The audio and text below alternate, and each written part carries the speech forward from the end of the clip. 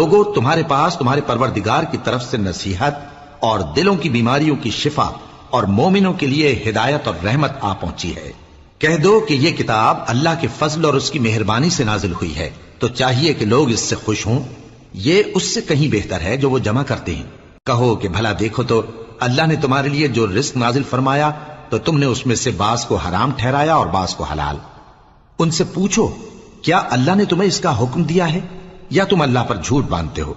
اور جو لوگ اللہ پر جھوٹ باندھتے ہیں وہ قیامت کے دن کی نسبت کیا خیال رکھتے ہیں؟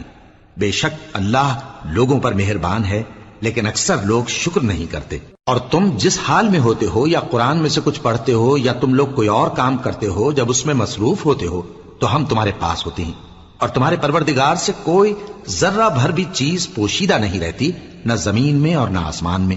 اور نہ کوئی چیز ہے اس سے چھوٹی اور نہ بڑی مگر کتاب روشن